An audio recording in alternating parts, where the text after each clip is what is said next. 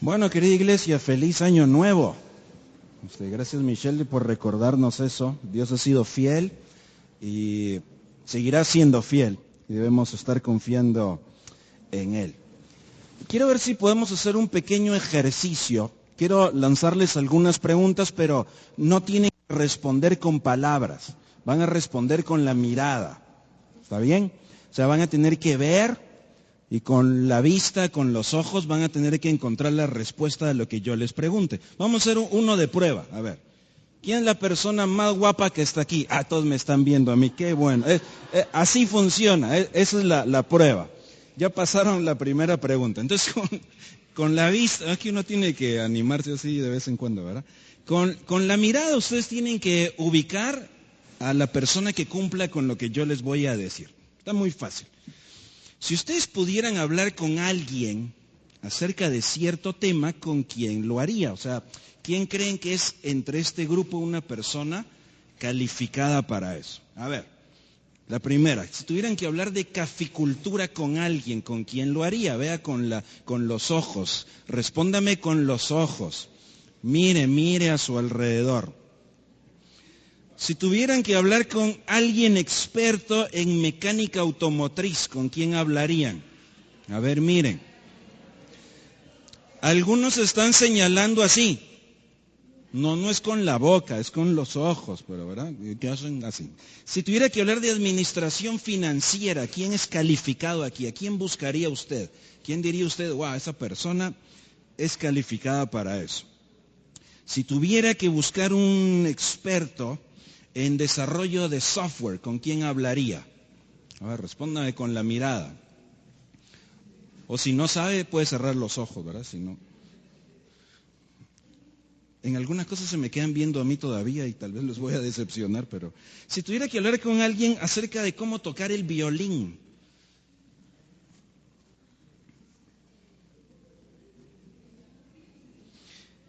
si tuviera que hablar con alguien de cómo volar una avioneta, ¿con quién hablaría? ¿Quién es experto?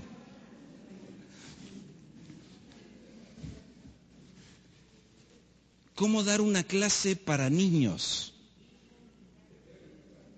Están ahora ya, ¿verdad? Pero ahí hay varios aquí que lo hacen muy bien también.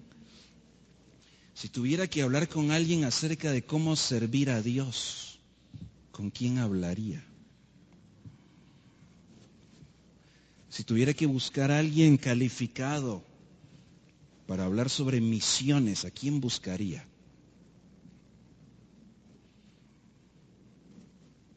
¿Alguien acerca de la vida espiritual? ¿Quién estaría calificado para eso? O ya no se mueven mucho los ojos, ¿verdad? ¿Qué pasó? Y si tuviera que hablar con alguien que usted dice está calificado para que hablemos de la santidad, ¿a quién buscaría? Y de adoración, de una vida como verdaderos adoradores. Bueno, probablemente en algunas de estas áreas, algunos de nosotros tenemos alguna experiencia y en algunas otras a lo mejor seríamos la persona menos indicada. En algunas, ¿verdad? Yo no sé nada de tocar el violín y menos de subirme a una avioneta. En algunas cosas no somos quizás la persona más preparada o más calificada o más adecuada, no somos expertos. No obstante, fíjense que es muy interesante. Hoy vamos a ir a un evangelio y durante estos domingos, para arrancar este año, me gustaría que viéramos algunos encuentros que Jesús tuvo con algunas personas.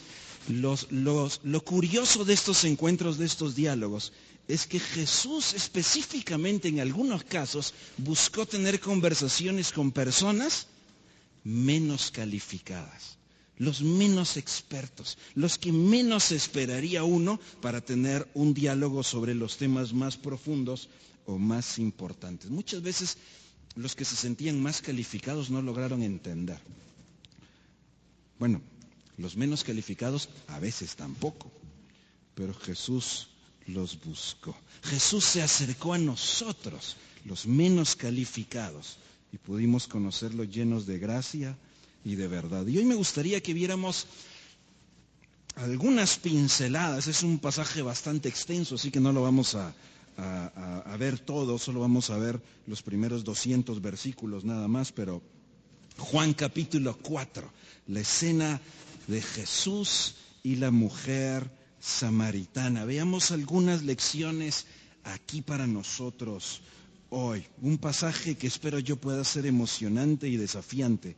Volver a verlo otra vez es una historia que seguramente hemos conocido, se nos ha contado en la escuela dominical, pero que podamos verla con unos ojos frescos. Me interesa mucho ver cómo Jesús se acerca a hablar con alguna gente descalificada o alguna gente marginada incluso. No los más preparados para ciertas conversaciones. Son diálogos inesperados. Pero Jesús se presenta y aborda temas sumamente importantes y profundos. Hay dos propósitos con los que deseo abordar esto hoy.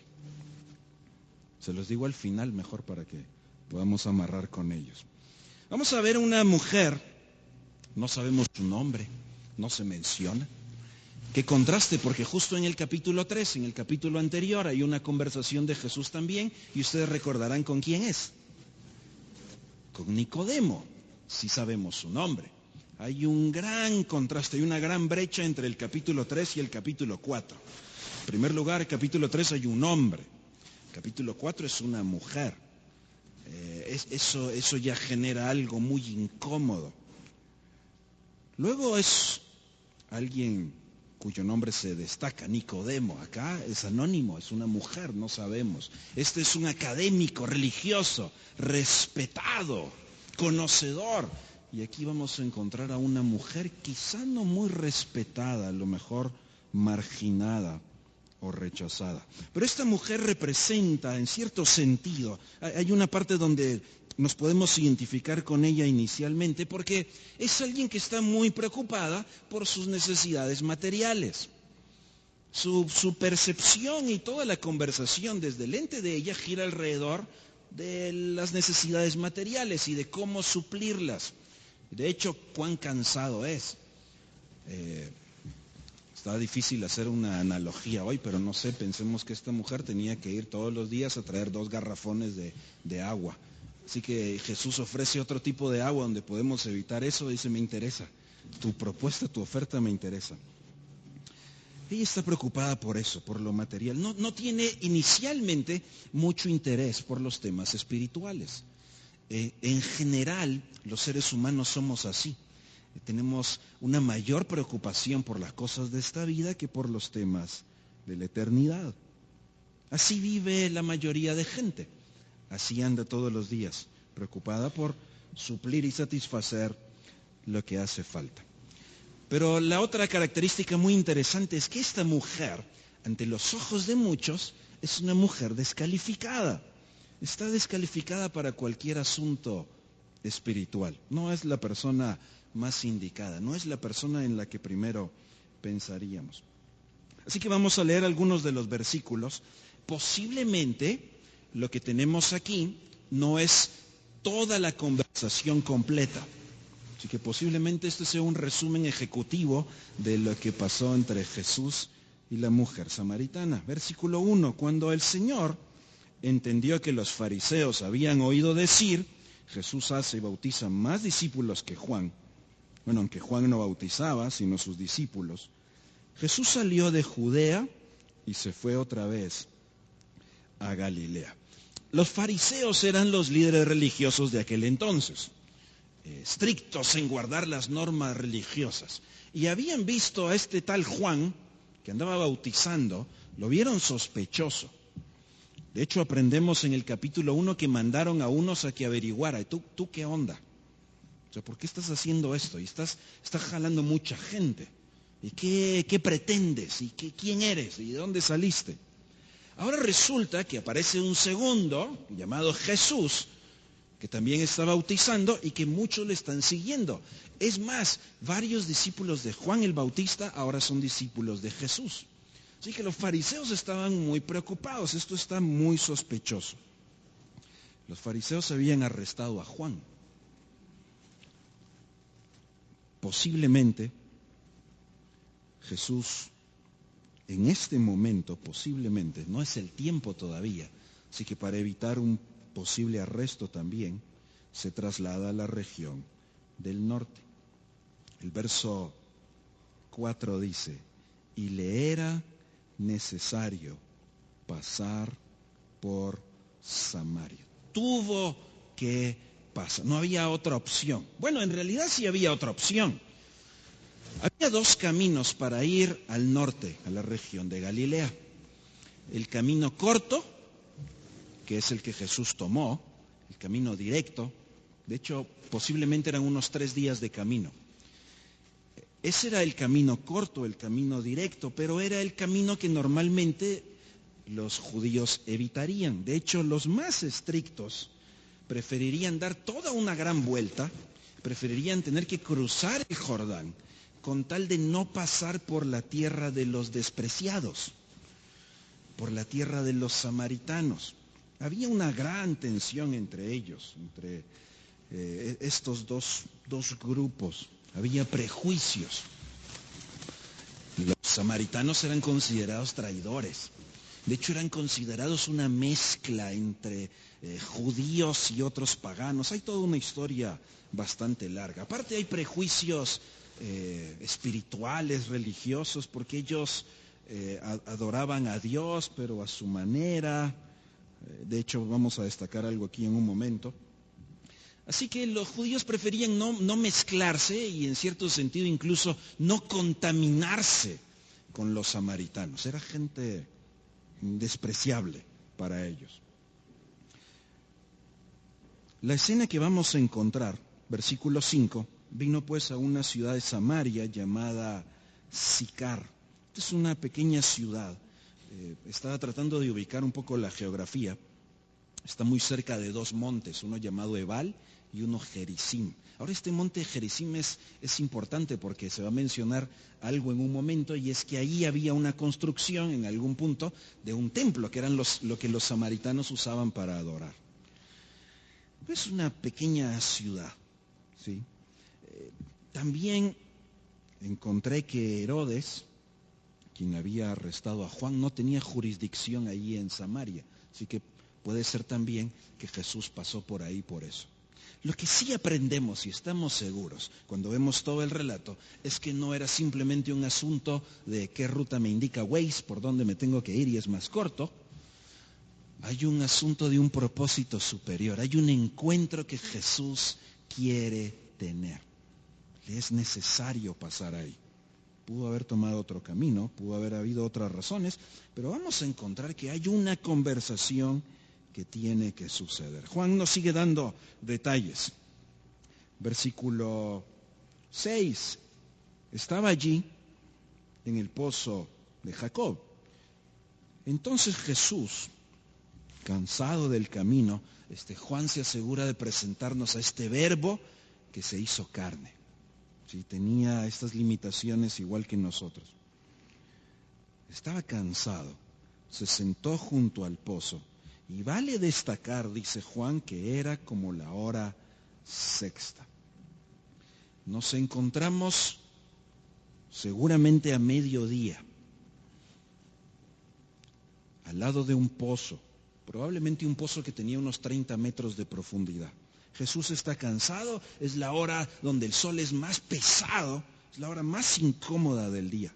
Los discípulos, dicho sea de paso, versículo 8, habían ido a la ciudad a comprar algo de comida. Ustedes recuerdan, en todo el relato en los evangelios hay una tarea, bueno, hay muchas, pero una en particular que se delega a los discípulos. Ellos están a cargo de la comida. En algunas escenas lo vemos que olvidaron el pan, ¿verdad?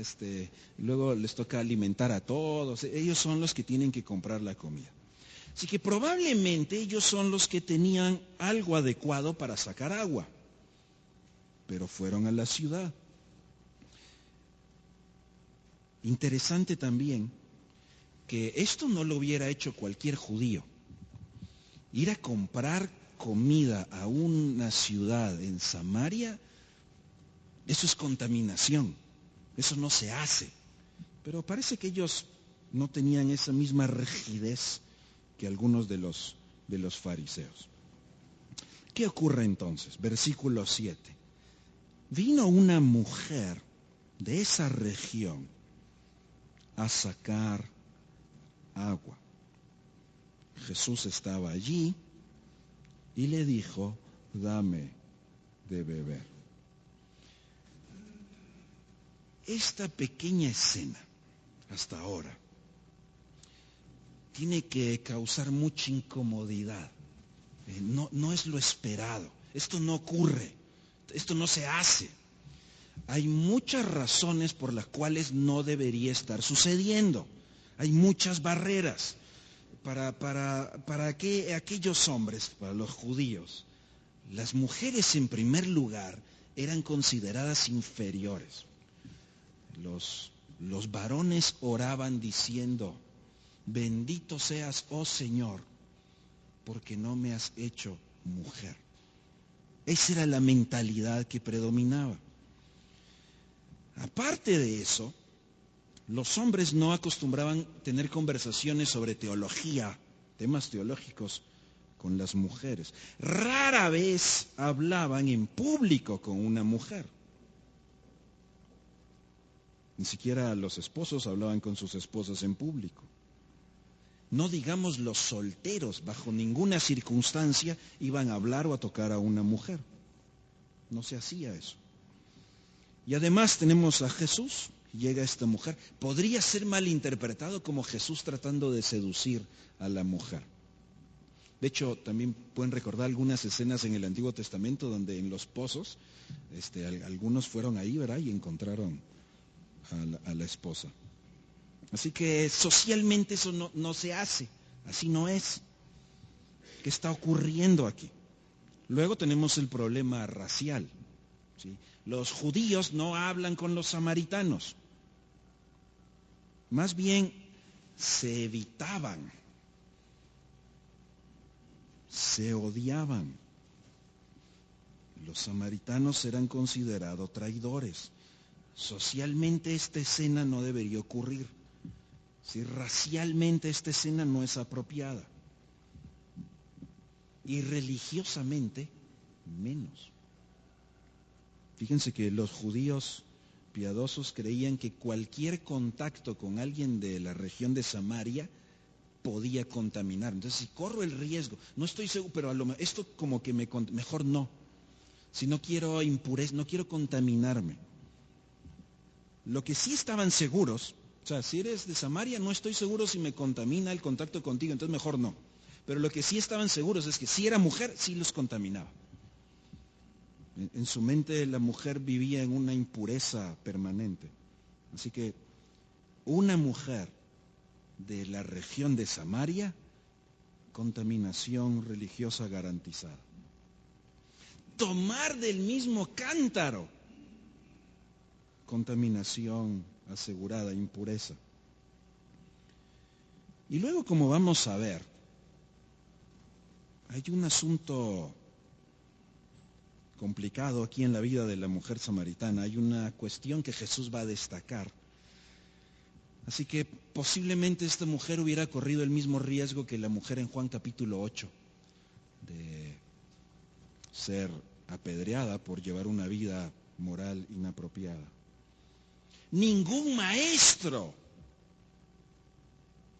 hablaría con alguien que tiene una mala reputación. Así que aquí hay una ruptura. Lo normal hubiera sido que Jesús y esta mujer samaritana se ignoraran el uno al otro. Como que no está ahí, como que no está pasando nada. ¿Sí? Porque hay que evitarse.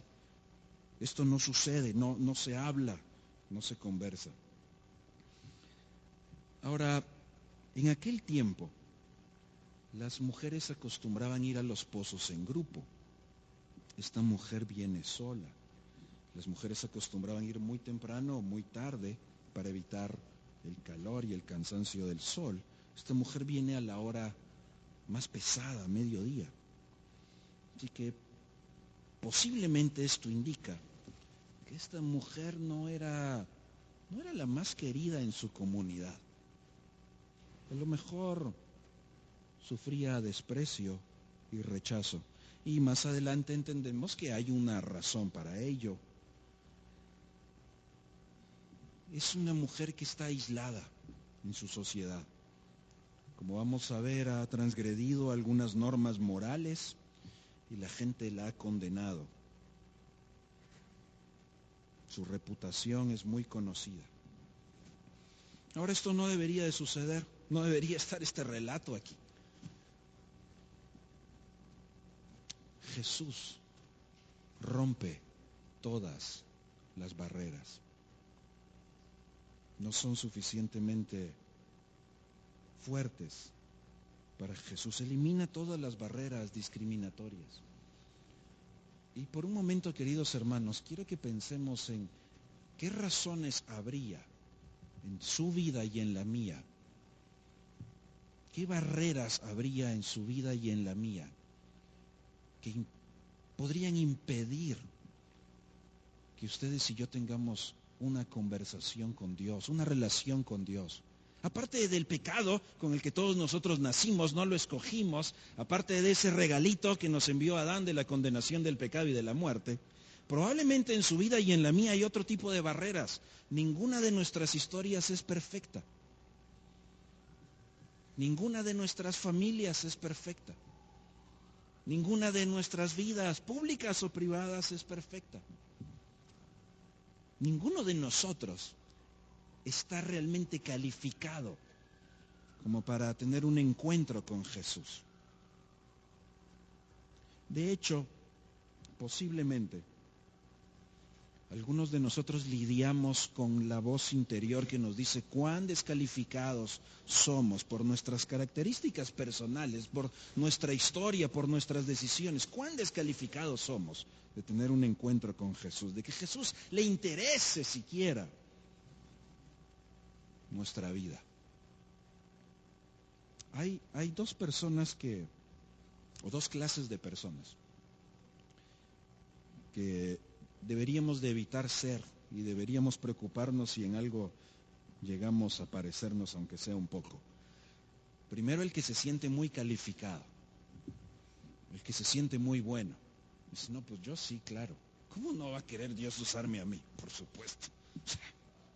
El que se siente muy, muy apto, el que se siente muy bueno, el que se ve y dice, pero Señor, gracias porque soy así. Qué bueno que no soy como otros.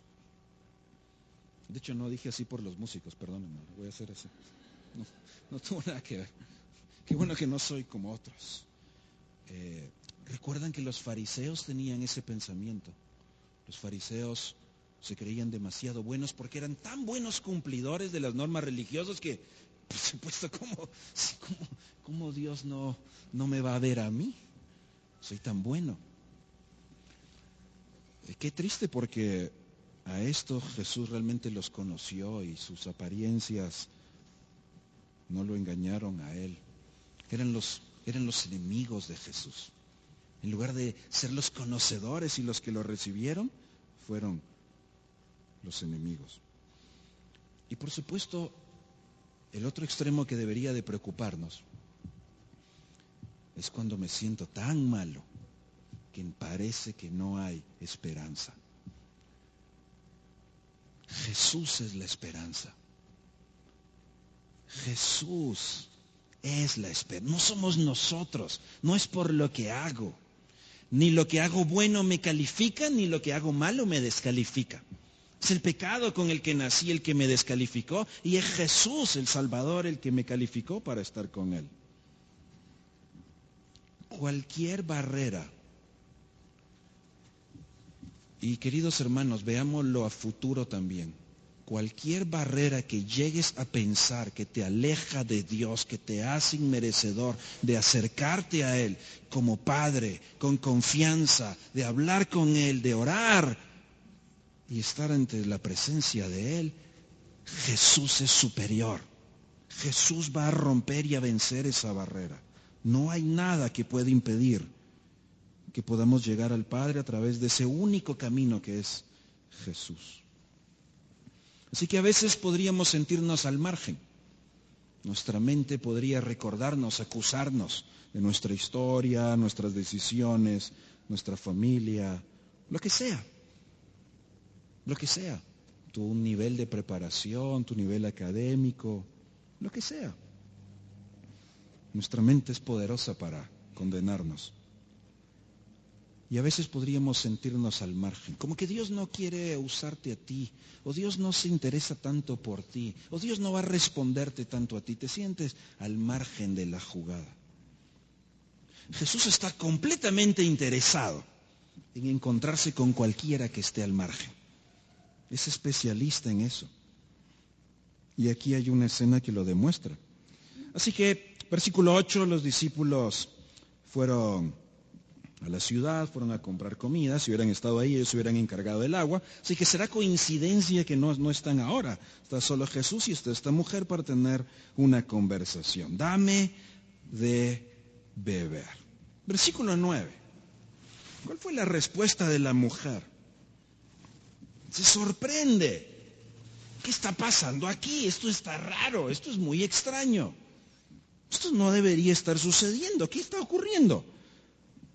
La mujer le responde y le dice, perdón, no entiendo, ¿qué tramas? ¿Cuál es tu intención? ¿Cómo es posible? Esto no ocurre. ¿Cómo es que tú, siendo judío, me pides a mí de beber, que soy samaritana y además soy mujer? O sea, esto está mal. Esto no ocurre. Jamás nadie había hecho esto.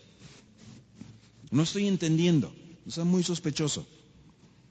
Y Juan agrega una nota aquí, dice, porque los judíos y los samaritanos no se tratan entre sí. Realmente la expresión dice, los judíos y samaritanos no tienen vasijas en común.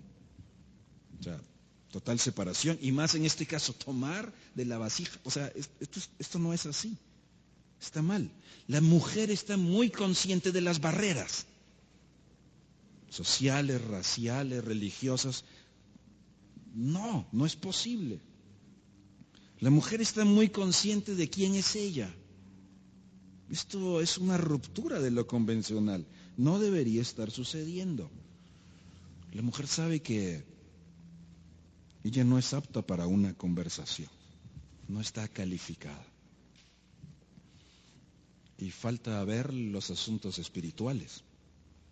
O sea, imagínense la mujer diciendo, pues, mujer, soy samaritana. No debería, y aparte si supiera quién soy, menos. Pero a Jesús le era necesario pasar por ahí para tener este encuentro. Jesús tomó el tiempo para hablar con ella. A veces hay circunstancias en nuestra vida que no vamos a poder entender bien, que no podemos explicar bien, pero si son necesarias para tener un encuentro con Jesús, entonces qué bueno. Pero si son necesarias para tener una conversación espiritual, algo que avive nuestra vida espiritual, qué bueno. La mujer lo primero que hace es poner las barreras. Dice, que no se te olvide esto. ¿Qué está pasando? Hay barreras muy claras. Lo primero que ella hace es poner el pero, el no, esto no puede ocurrir, esto no debería suceder. Y Jesús no se pone a discutir las barreras con ella. Ya ella dice, judíos, samaritanos no hablan. Y Jesús no se pone a discutir eso, porque Jesús quiere llevar la conversación a algo mucho más importante. Versículo 10. Respondiendo Jesús le dijo, si conocieras el don de Dios, y si conocieras quién es el que te dice, dame de beber, en realidad tú le pedirías a Él, y Él te daría agua viva.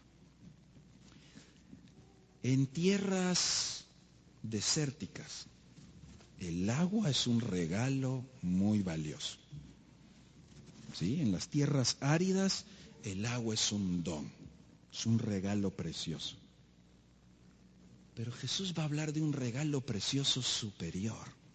Si entendieras que el agua, que es tan importante y es vital, es un gran regalo, si supieras el gran regalo de Dios, entonces no estaríamos discutiendo por el agua que me vas a dar. No estaríamos discutiendo el agua material, estaríamos hablando de algo mucho más importante, superior, espiritual. Si supieras con quién estás hablando, te darías cuenta que Él te va a dar agua no de un pozo, te va a dar agua agua de un manantial, un agua que fluye, un agua que... La frase agua viva es agua que circula. Imaginen un río, imaginen el arroyo. Agua, no es agua estancada, agua de un manantial. Ahora, uno lee toda esta historia y uno entiende las implicaciones espirituales, pero también hay que colocarse un ratito ahí. O sea, hay una tierra desértica, hay un pozo y Jesús dice que nos va a dar agua de un río caudaloso. Yo me imagino que está un poco... O sea, primero me habla mi judío, samaritana, mujer, rarísimo. Pero ahora, ¿cómo se atreve este judío raro, este tipo que está acá, que no conoce obviamente las tierras, este no es de acá? ¿Cómo me viene a hablar acerca de agua de un manantial y de un río caudaloso de agua si aquí no hay? El pobre está chiflado. Ni siquiera tiene con qué sacar agua de acá y me viene a ofrecer el... Qué extraño esto. En esta región no hay ese tipo de agua. O sea, la mujer estaba pensando en el agua física, el agua que uno toma para saciar la sed, esa es la que a ella le importaba. Pero este loco nos viene a hablar de un manantial. ¿No entendió? Bueno, no la culpo. Nicodemo en el capítulo 3, el académico brillante, tampoco entendió. Si cuando Jesús le dice, te es necesario nacer de nuevo, dice, ok, tengo que entrar al vientre de mi mamá. Jesús no entendió. Solo está viendo, está captando las palabras de Jesús con un lente material. La mujer le dijo, Señor, no tienes con qué sacar agua. Versículo 11, el pozo es hondo, 30 metros. ¿De dónde te vas a sacar un manantial? Ni traes aquí para sacar agua de acá. No es posible. ¿Acaso, versículo 12, a ver, dice, permíteme, si alguien, o sea, la tradición, la historia que ellos afirmaban, de hecho no es un relato bíblico, pero es que Jacob había cavado este pozo. Si aquí donde no hay agua, si nuestro padre Jacob, ellos se consideraban, ¿verdad?, descendientes de Jacob, si nuestro padre, gran padre Jacob, él construyó este pozo. A ver, y tú dices que puedes ofrecerme un manantial aquí bajo estas condiciones donde no hay. O sea, lo que me está diciendo es que eres más pilas que Jacob. O sea, tú eres más poderoso que Jacob. O sea, si Jacob, nuestro padre, esto fue lo que hizo, y tú vienes a ofrecer otra cosa, o sea, tú deberías ser más poderoso que él, lo cual es más o menos una blasfemia en cierto sentido. ¿Cómo es que este judío viene a decirnos que puede más que Jacob? Y aparte, no muy le creo. Si no tiene ni para sacar, ¿cómo viene? No hace, la mujer no le hace sentido. Este desconocido judío mayor que Jacob, jamás, no es posible. Pero lo que vamos a ver es que el pozo de Jesús no puede, o mejor dicho, el pozo de Jacob no puede competir con el de Jesús. A Jesús le interesa la necesidad espiritual de ella, no la física. Así que, versículo 13, respondió Jesús y le dijo, cualquiera que beba de esta agua volverá a tener sed. Una necesidad física.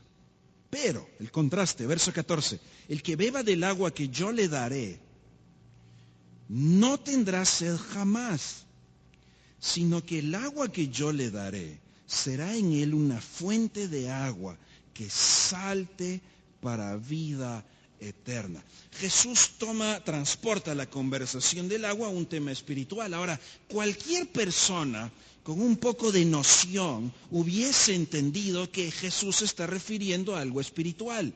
En primer lugar, es muy obvio en la frase que dice, esta agua salta para vida eterna. Jesús está hablando de un tema espiritual. Pero cualquiera que supiera un poquito, que tuviera una noción, sabría que a menudo hablar acerca de la sed y hablar acerca del agua en un sentido figurado, en un sentido espiritual, se refiere a la necesidad de Dios. Esa era parte del diálogo, era parte de la conversación. Así como nosotros usamos ciertas expresiones que no hay que explicar mucho, ¿verdad? Como cuando decimos que atravesamos dificultades, uno dice que está atravesando un desierto. No hay que explicarlo tanto, pues todos lo entendemos. Cierta noción. Cualquiera que tuviera cierta noción al escuchar esa frase tuvo que haber captado que Jesús está hablando de la sed de Dios, de una necesidad espiritual.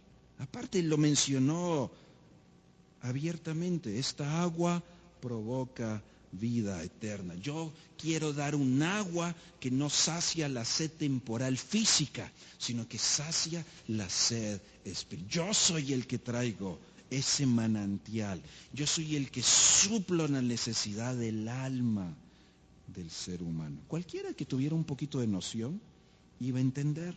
Era muy claro. Pero ¿cuál fue la respuesta de la mujer? Versículo 15. ¿Tienen ahí el verso 15? Sí.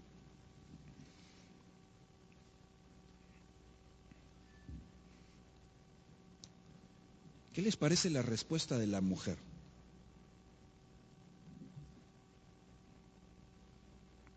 Señor, dame de esa agua para que ya no tenga yo que venir por los garrafones tan pesados aquí.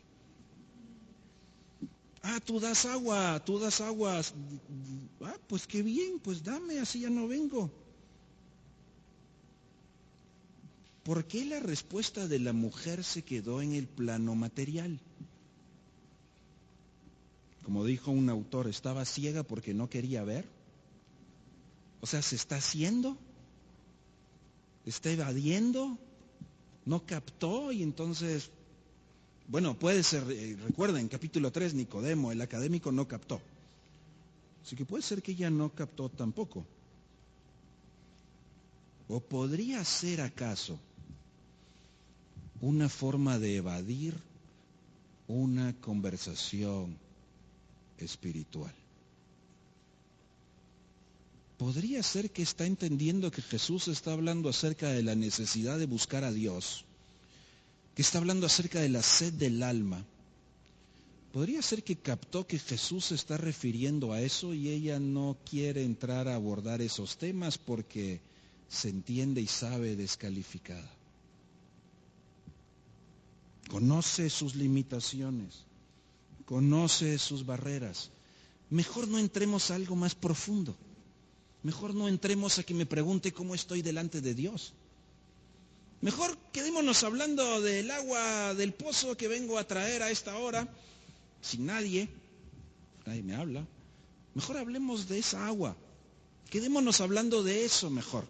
No nos metamos a hablar acerca del interior, lo espiritual. No me vas a preguntar cómo estoy delante de Dios. Mejor hablemos del agua. Sí, esa agua sí me interesa.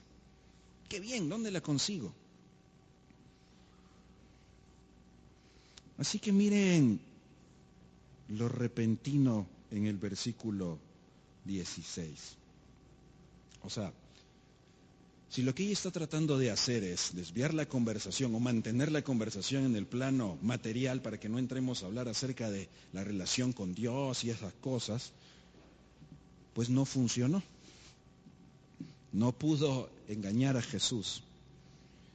Entonces Jesús le dice, ok, bueno, ve y llama a tu marido. Y entonces seguimos hablando. Qué cambio tan brusco de tema, ¿verdad? Muy repentino. O sea, ¿qué pasó aquí? Pues parece que Jesús lo que está haciendo es penetrar las defensas. La mujer dice, no, mejor, ya te vas a poner espiritual, mejor hablemos del agua, ese tema está bueno. Y Jesús dice, ok, vamos a seguir hablando del agua. Bueno, trae marido. Jesús empieza a abordar cuestiones mucho más profundas. Está derribando la defensa. Recuerden que Jesús pasó por ahí porque era necesario, era el plan divino. Sí hay algo que hacer. Y esto va a tener muchas repercusiones más adelante, este encuentro. Ahora, nos sorprende en el verso 17 que la mujer ahora no titubea y responde diciendo la verdad. ¿Por qué no siguió evadiendo? ¿Por qué no siguió cambiando el tema? ¿Por qué no siguió? No, está ocupado. Está trabajando.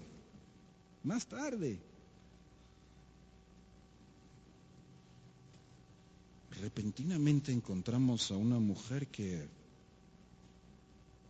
parece que se rinde. Así que posiblemente tengamos acá el resumen ejecutivo de la conversación. Lo que sí queda claro es que ya no hay evasión. No desvía el tema, no sale por la tangente. Se rinde, no escapa. No esconde su condición, porque está ante el que todo lo sabe. Todavía ella no entiende muy bien con quién está hablando, pero esa pregunta es una pregunta muy profunda y muy personal. No tengo marido. Jesús le dijo, bien has dicho, vean que la afirma por decir la verdad. Porque 5 maridos has tenido y el que ahora tienes no es tu marido. Esto has dicho con verdad. Parece que antes entonces me estabas desviando el tema y engañando a que habláramos de más agua. Sabes que hay una conversación importante que tener. Así que estabas fingiendo que te interesa eso, pero sabes que hay una necesidad más importante. Ahora estás diciendo la verdad, ahora estás accediendo. La mujer ha pecado. No queda muy claro acerca de esta historia, pero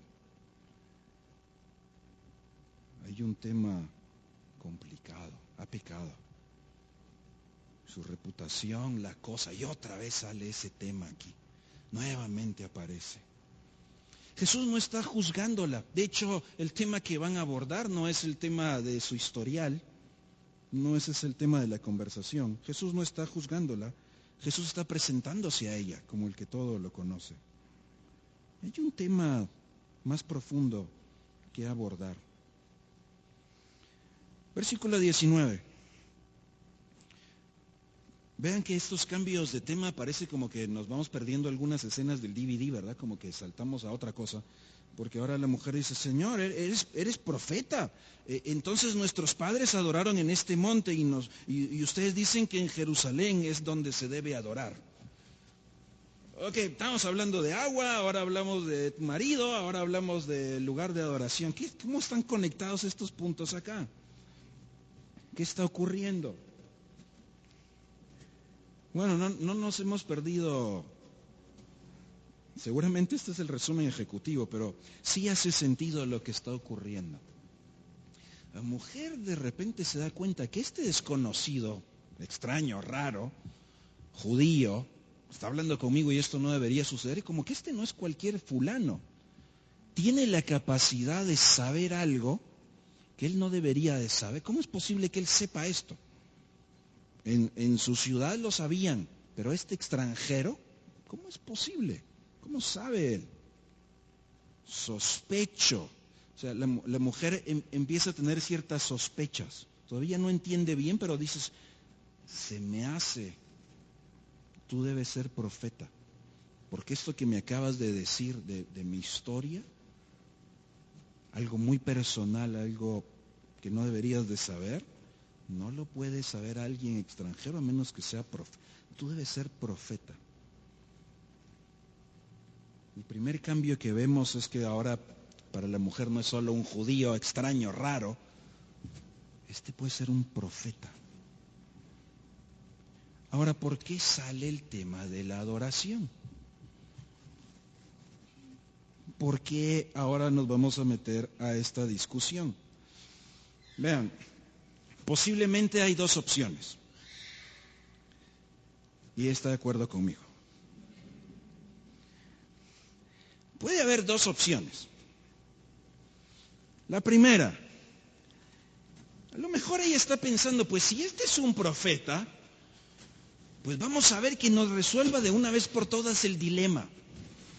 Porque tanto tiempo llevamos peleando la tensión de los siglos, ¿verdad? Judíos y samaritanos, ¿dónde hay que adorar a Dios? ¿Allá en Jerusalén, al sur? ¿O aquí en Gerizim? Probablemente lograban ver ese monte desde donde ellos estaban. Así que eso vendría a ser como una nueva evasión de los temas espirituales personales. Pues ya, ¿tú qué tanto sabes y conoces? Pues si eres profeta, a ver, resuélveme esta. Y lo menciono porque ustedes sabrán que muchas veces cuando hay una conversación espiritual muy importante, uno es experto en evadirla. A lo mejor, antes de conocer al Señor, nosotros fuimos expertos en evadir así. Cuando alguien quería abordarte y hablarte temas, a ver, ¿tú qué tanto sabes de la Biblia? ¿Y cuál? Le tiraba una pregunta así. ¿Por qué en el Apocalipsis dice no sé qué? Que por cierto, a muchas personas eso les dice, oye, ¿cómo yo no puedo compartir mi fe? Porque si me preguntan algo, porque uno sabe que las preguntas pueden ser para evadir, a veces son sinceras. En fin, hermano, no tienes que saber todas las respuestas, las puedes ir investigando. Así que podría ser una posibilidad de que esta mujer esté otra vez evadiendo los temas. Mejor quedémonos en una discusión filosófica de religión. ¿Dónde hay que adorar? ¿Cuál es el verdadero templo?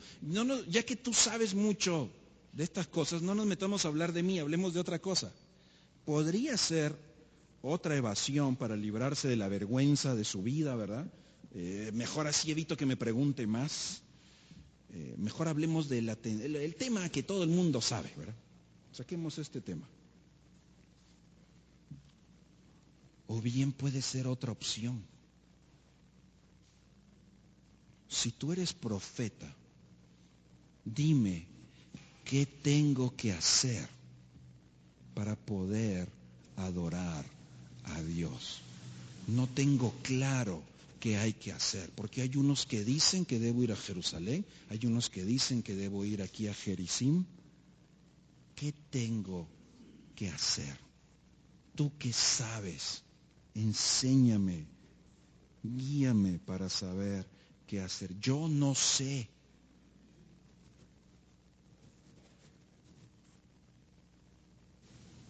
Posiblemente esta mujer, que no tuvo problema con responder y rendirse ante la observación de Jesús sobre su vida personal, posiblemente es una mujer que está diciendo, soy pecadora y sé que tengo que ofrecer sacrificio a Dios, pero no entiendo bien, ¿a dónde tengo que ir? ¿Dónde lo tengo que hacer? ¿Cómo puedo encontrar a Dios?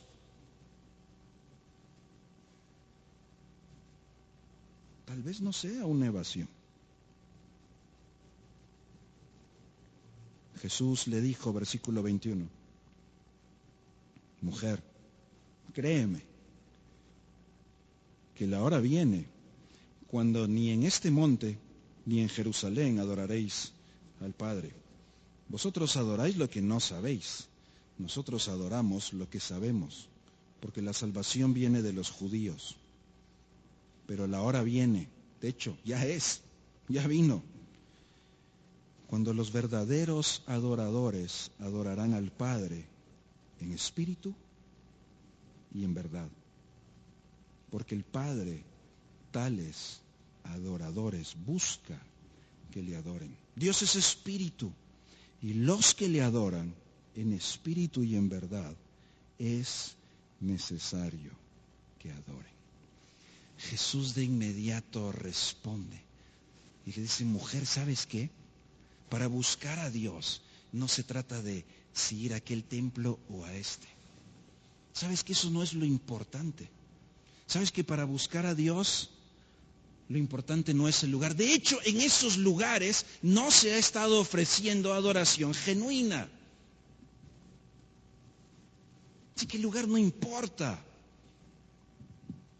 Lo que importa es que la adoración sea espiritual, no es material, no es simplemente ofrecer ahí los sacrificios, y que sea genuina, que sea pura, no simplemente un fingimiento o un cumplimiento. ¿Saben qué es lo que Jesús le está diciendo? No es el lugar, es el corazón. No es el templo, no es el acto, es la persona. Si ustedes notan, la conversación gira alrededor de personas, adoradores, los que adoran, la persona. La mujer dice, ¿dónde busco a Dios? ¿Allá o allá? Jesús dice, no es en dónde, es quién. Jesús le está diciendo a ella, la mujer descalificada, la mujer marginada, la mujer con las barreras, la mujer que no entendía bien. No se trata de allá, se trata de ti. Tú puedes adorar. No es el lugar, no es el templo, no es el acto. Eres tú. Si lo haces en espíritu y en verdad, de manera espiritual, no material, y de manera genuina desde el corazón. Vean la reacción de la mujer. Vamos a llegar ahí hasta el 26. Vean la reacción de la mujer. Yo me imagino que ella lo veía con una cara así como de sospecha. Le dijo a la mujer, sé que ha de venir el Mesías, llamado el Cristo, y cuando Él venga, nos declarará todas las cosas, nos va a enseñar la verdad. Yo sé que va a venir el Mesías y nos va a enseñar la verdad. Sospecho, pero no estoy segura, porque pareces profeta, pero no estoy segura. Estoy segura que eres extraño, judío, hablando con... No estoy segura si eres profeta, pero ¿podría ser este el Mesías? Yo creo que no, pero podría ser. ¿Será que este judío es el Mesías? Pero no puede ser. Pero será. Él tiene una confusión en su mente. Yo sé que el Mesías nos va a enseñar la verdad. ¿Será acaso este?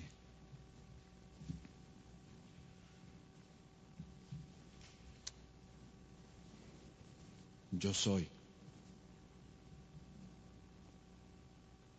Yo soy el Mesías que habla contigo.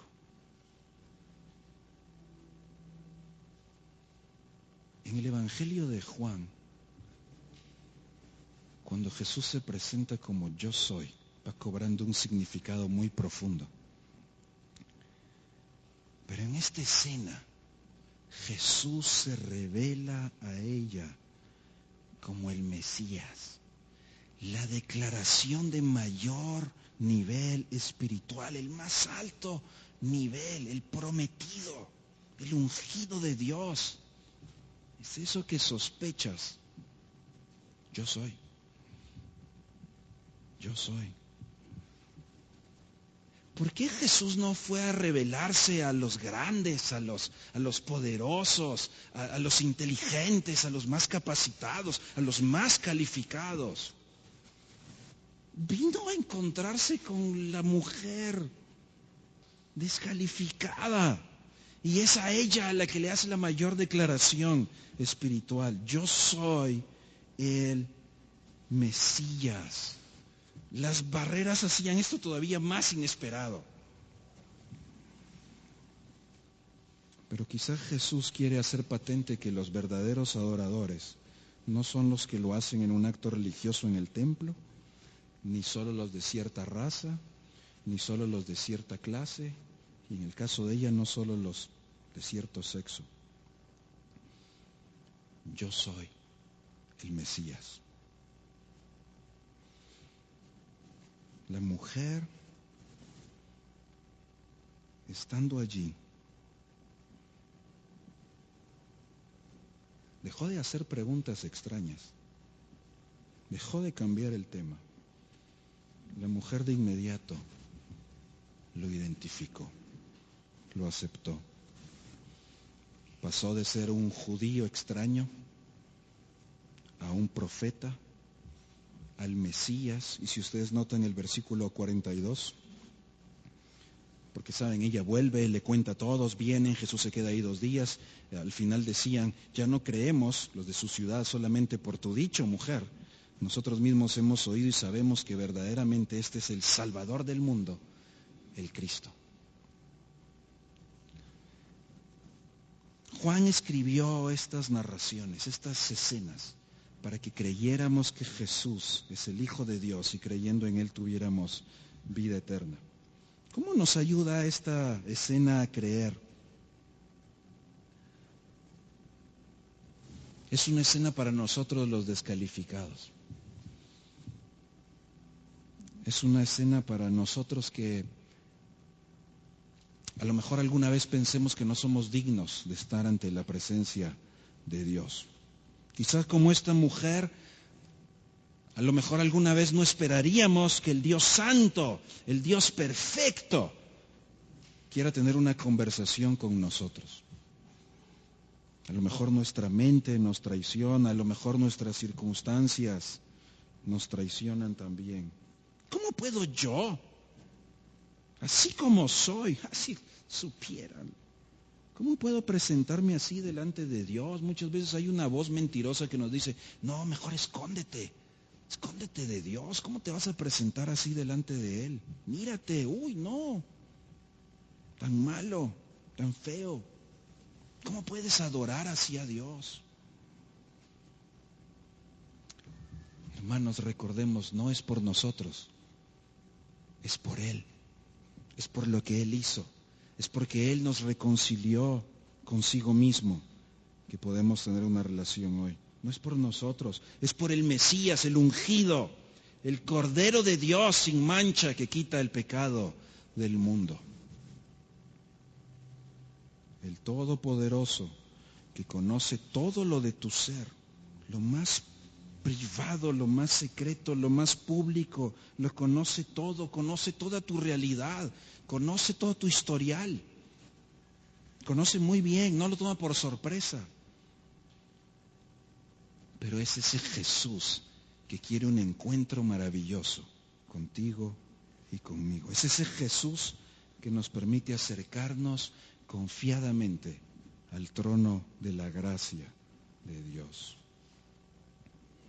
Querida iglesia, no hay nada, no hay ninguna barrera que impida que te acerques a Dios y lo puedas adorar en espíritu y en verdad. No hay. No hubo para esta mujer, no hay para ti tampoco. No hay nada en Cristo que te descalifique de poder ser un verdadero adorador. Ahora, iglesia, eso también quiere decir que ninguno de nosotros puede descalificar a otro para que sea un verdadero adorador. Ninguno de nosotros puede decir de otro, él no, ella no. Es más, si nos viéramos unos a otros con los ojos de Jesús, tendríamos los ojos compasivos que Él tuvo para acercarse a esta mujer descalificada y tener una conversación espiritual con ella. En otras palabras, si tuviéramos los ojos compasivos de Jesús, nos sería necesario ir a otros lugares donde normalmente no vamos, a hablar con otra gente con la que normalmente no hablamos, porque ellos necesitan saber que Jesús quiere tener una conversación con ellos. Cuando pensamos que solo es para nosotros y para otros no porque son muy malos, entonces estamos actuando como los fariseos.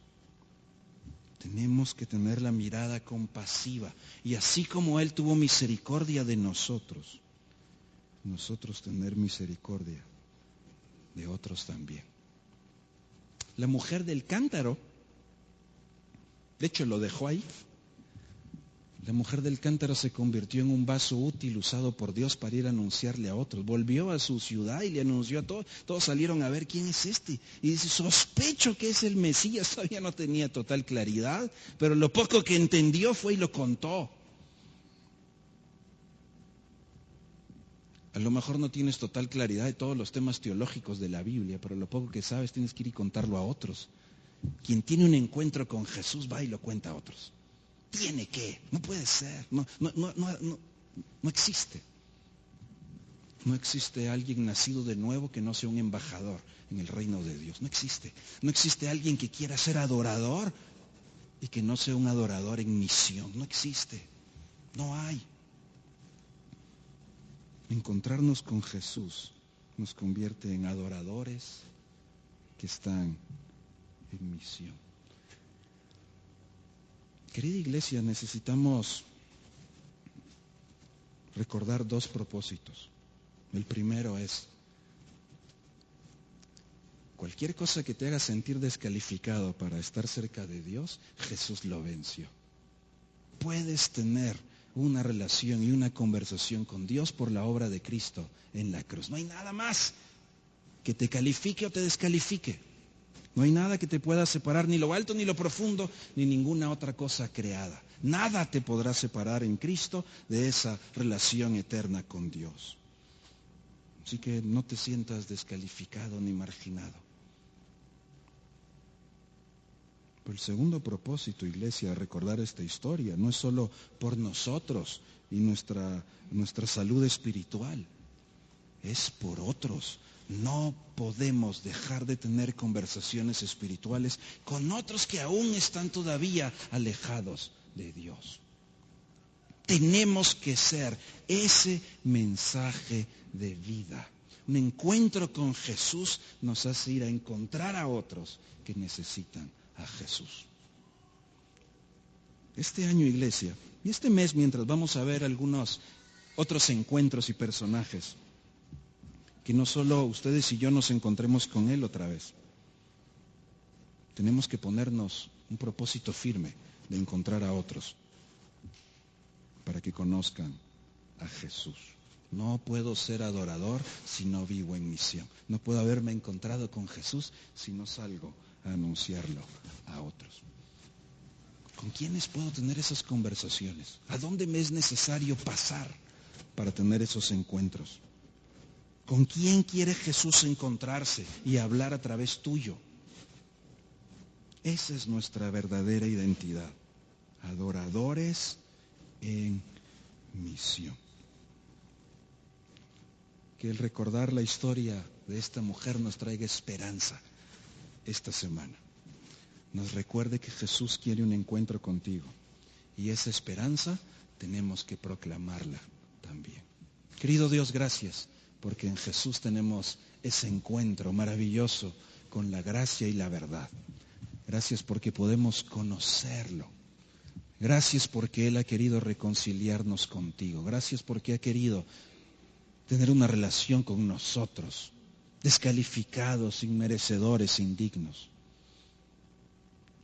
Gracias porque aún nuestro pecado que nos apartaba de ti no fue tan poderoso y la muerte no fue tan poderosa, ni la condenación ni la culpa. Señor, que ese poder transformador que obra en nosotros, por medio del poder de tu Espíritu Santo, nos haga vivir como adoradores en misión. Una vida espiritual fervorosa, dinámica, que vive en relación contigo,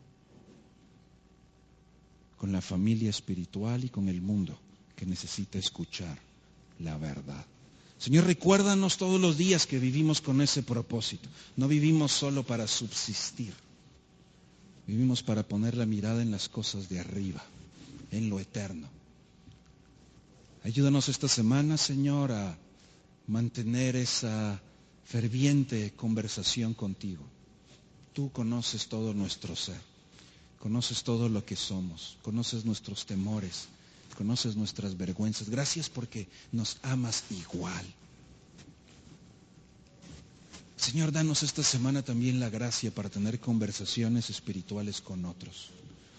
Que estemos atentos, alertas, para que aunque sea del tema de agua para tomar, podamos presentar a Jesús y saciar la sed espiritual para ahora y la eternidad. Gracias, Señor. Úsanos como vasijas en tus manos poderosas. El poder es tuyo y es de tu evangelio. Somos tus servidores, instrumentos tuyos. Aquí estamos, Señor. Aquí estamos como iglesia. Queremos ser una iglesia que sigue trabajando arduamente por proclamar el evangelio. Queremos ser ese mensaje de vida. Aquí cerca, allá lejos, ahora. En el nombre de Jesús, el buen pastor. Decimos todos, amén.